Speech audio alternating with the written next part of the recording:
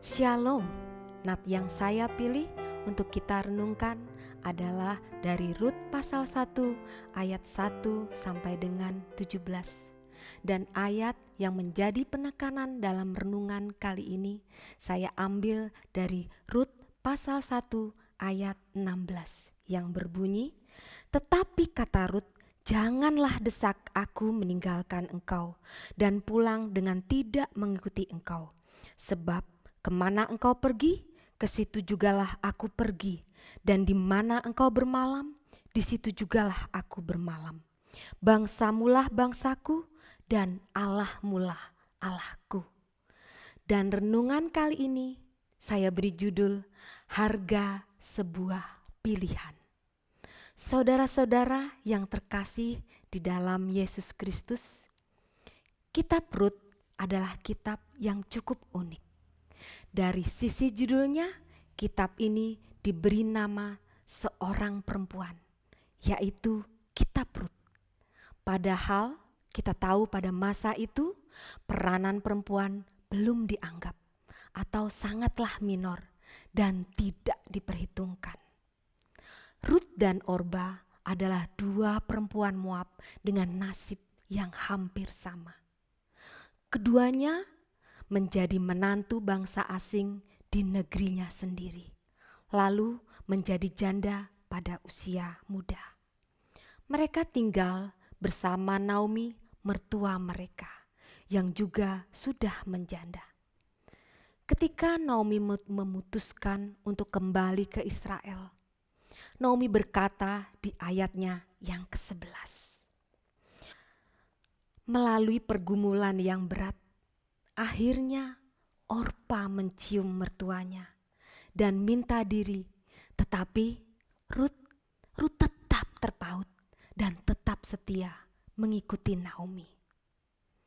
Saudara-saudara yang diberkati Tuhan Yesus Kristus, dari bacaan di atas kita melihat Rut dengan penuh keyakinan memilih setia mengikuti Naomi kemanapun perginya.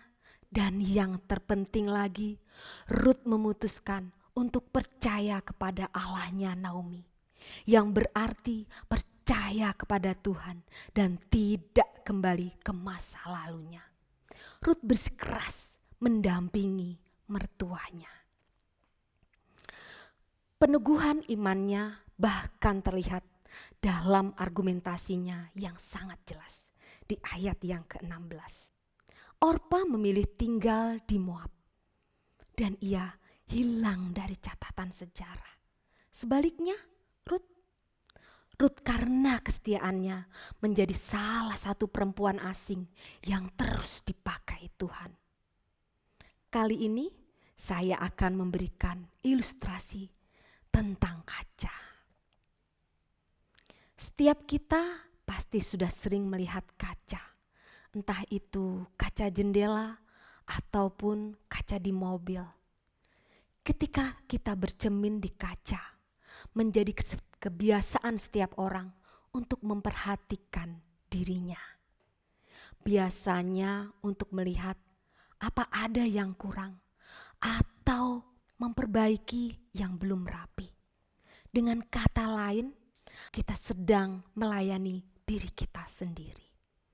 Namun tidak jarang kita melihat keluar jendela, maka kita bisa memperhatikan keadaan di luar.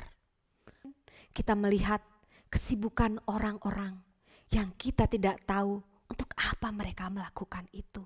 Kita bisa melihat susahnya seorang pemulung yang sedang mengais-ngais sampah untuk mencari sesuatu yang masih mempunyai nilai ekonomis.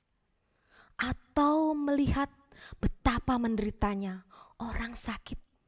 Dan saat ini kita juga bisa melihat banyak saudara-saudara kita yang sedang kesulitan ekonominya akibat dampak pandemi. Terpuruknya ekonomi keluarga mereka membuat mereka berjuang memenuhi kebutuhan keluarganya.